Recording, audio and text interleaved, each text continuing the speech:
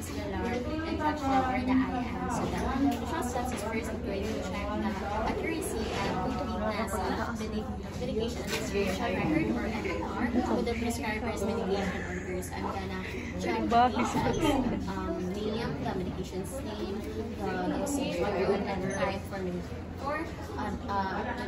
Next is I'm going to check for the expiration date of the medication, and then I'm going to perform hand hygiene. This one for infection, and then aseptically prepare for the medication, correct medication dose from the ampule to the vial. So next is I am going to close the door, and I'm gonna introduce myself, and I'm going to identify the patient by using the patient identifiers or patient's name, patient's birthday, and account number. And then I'm gonna compare the patient's information to the patient's MAR or medical record. So hi, my name is Faye Calago, and today I will be your responsible nurse. So before we start, I know what's your name and then your birthday. And after that is I'm going to explain the steps of the procedure, and also I'm going to tell the patient that the injection will be have a burning or sting, and I will apply a gloves, and note if the patient has an allergy, so I'm going to use the latex ring gloves. So I'm going to proceed now with the IM. Stop sana po. Ay, nice.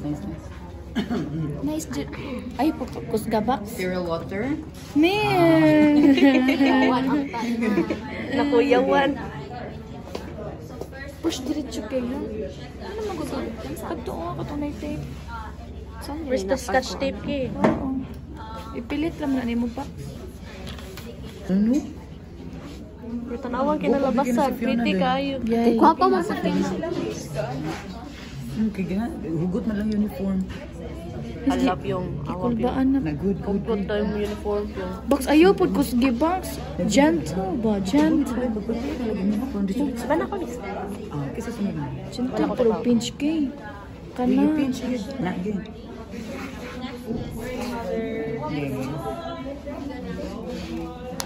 Kulbaan ko mismo. Ganyan ko mag-vlog. Okay.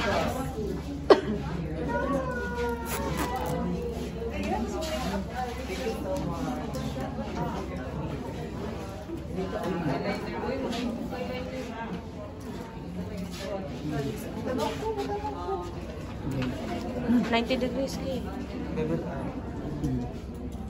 Hinay lang. Pangurog. Oh. Hinay lang. Saan? Okay. Inject. Sir.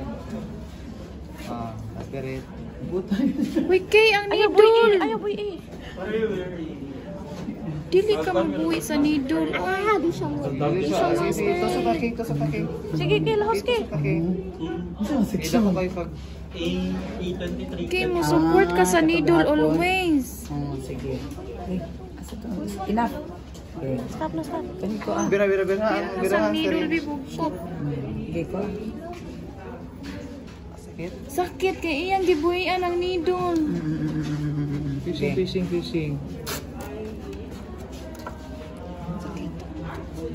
Okay. Ikaw po.